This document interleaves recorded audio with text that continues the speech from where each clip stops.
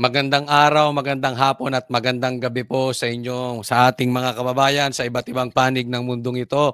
At syempre, batiin din natin ang mga kababayan natin na nasa Luzon, Visayas at Mindanao. Shout out po sa inyong lahat, sa mga banateros, banateras worldwide. Ito po ang ating magiging topic for today.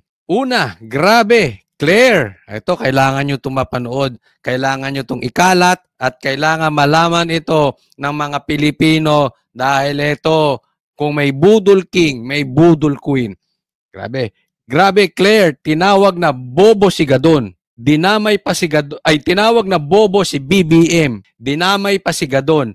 May galit ba or inggit lang talaga si Claire? Huwag niyo pong kakalimutan na sa mga hindi ko pa po subscriber, subscribe kayo sa channel ko, Coach Oli News PH, at pakisuportahan niyo po ang bago kong channel sa YouTube, Coach Oli News 2. Ayan, nakalagay na po. Coach Oli News 2, bagong YouTube account ko, bagong TikTok at bagong Facebook. So, pakisuportahan nyo yan. Mag-subscribe kayo doon, mag-follow po kayo doon, at nang sa ganun ay protection lang po dahil alam natin, nanggigipit na po ang gobyerno, hindi natin alam kung kailan tayo pasasara.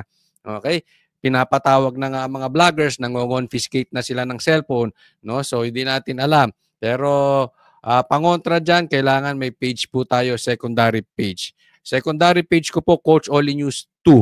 Pero kung hindi pa kayo nakasubscribe dito sa main page ko, Coach Oli News PH, subscribe na po. At dagdagan po natin yung 400,000 plus na subscribers.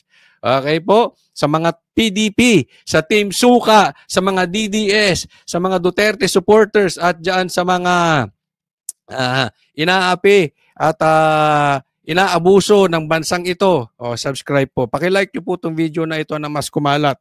Lalong-lalo na po itong una. Itong una. Okay, ito po. Simulan na po natin. Ito po, simulan natin. Grabe, Claire. Tinawag na bobo si BBM, dinamay pa si Gadon.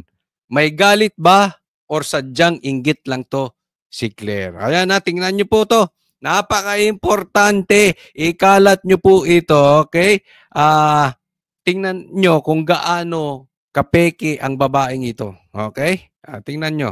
I-analyze niya natin si PBBM. Ano ang nakita niya kay Larry Gadon? I-analyze niya natin si PBBM. Ano ang nakita niya kay Larry Gadon, kay Secretary Larry Gadon, para i-appoint siya as advisor for poverty alleviation? Anong meron? Claire, ako nagtatanong okay, hindi natin alam kung totoo ba itong video na ito o AI ba ito. Pero pakisagot, Claire, ikaw ba ito? Ikaw ba ito? At totoong sinasabi mo, kine-question mo yung pagkaka-appoint ni Larry Gadon.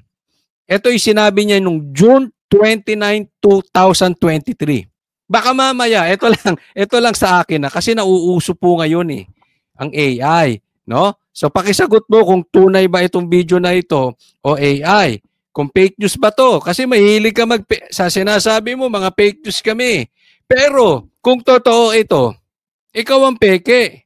Baka mamaya, clone yung kaharap ni BBM na inappoint. Kasi iba yung sinabi nung June 29, 2023, ngayong 2025, iba tono. O pakinggan nyo, pati si Marcos, tatawaging mahina ang utak, bobo. Ano ang meron siya para gumawa pa ng posisyon, bagong posisyon? At anong meron siya para paggastusan siya ng gobyerno, di ba?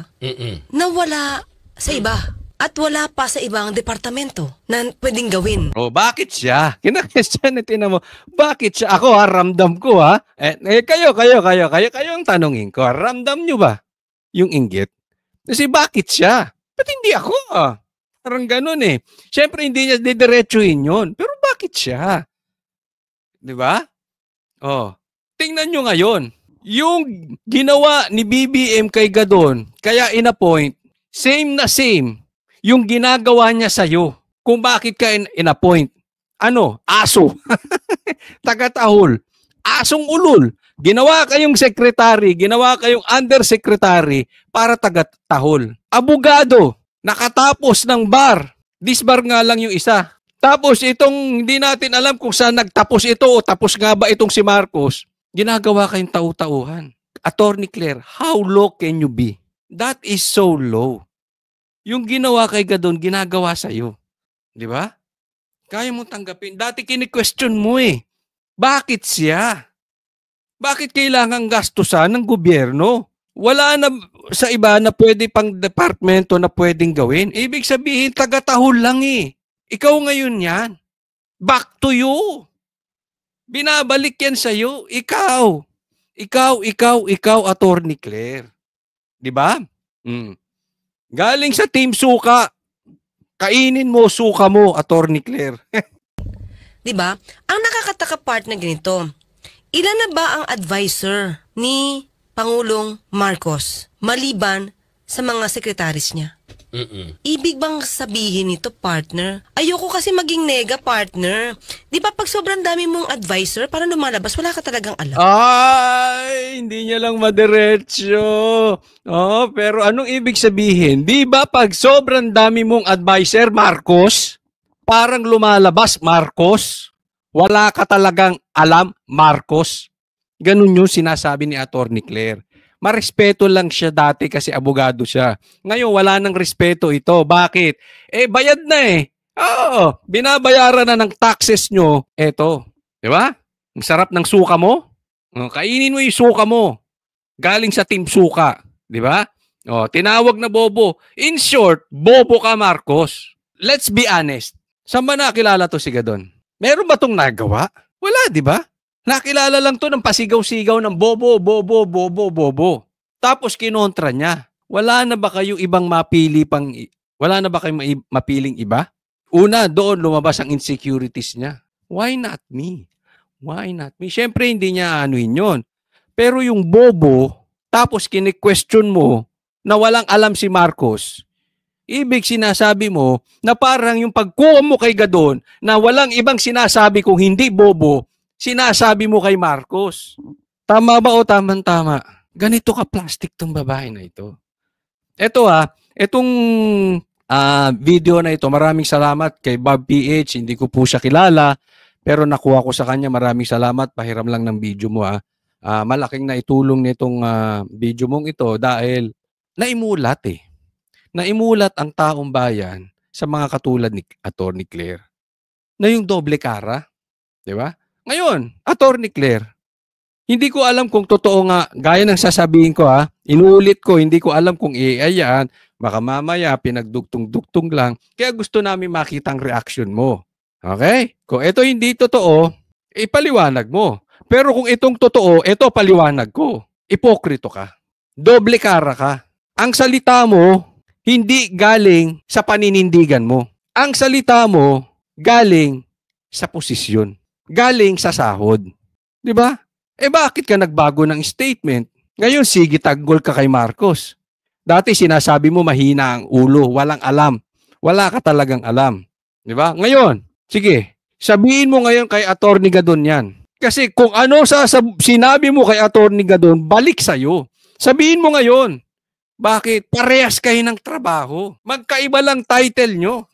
Pero parehas kayo ng ginagawa. Atakihin lang Duterte. Yaan lang ang silbi nyo kay Marcos. I dare you, both of you, I dare you. Tanggalin ninyo yung pag-atake ninyo kay Marcos. Tingnan ay kay PRRD. Tanggalin nyo yung pag-atake nyo sa mga Duterte. Tingnan ko kung may silbi pa kayo kay Marcos. Wala, di ba? Yan lang ang pakinabang ninyo. Atake. Tuloy. Diba? Ang dami mong advisor, tapos may secretary ka pa, tapos may UC ka pa, may ASI ka pa and everything. Siya yun. Diba? USIC. Ang dami mong advisor. May inulit pa niya, may secretary ka pa. Tapos may USIC ka pa. Siya. May ASIC ka pa. And everything. Bobo, Marcos. Bobo ka. Ako na lang magta-translate. I will translate you the English of what she said. Marcos, you're bobo. Diba? Hello. Kulang pa ba para ma-alleviate yung poverty? Ayan, Castro, no?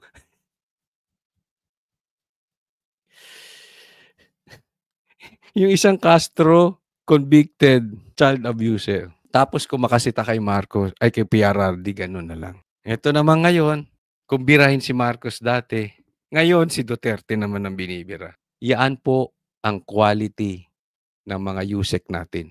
Yaan ang quality ng tao ni Marcos. Again, I challenge you, Marcos. I challenge you, Attorney Claire. I challenge you, Attorney Gadon. Alisin ninyo ang atake nyo kay Duterte. Anong silbi nyo sa gobyerno ni Marcos? Wala.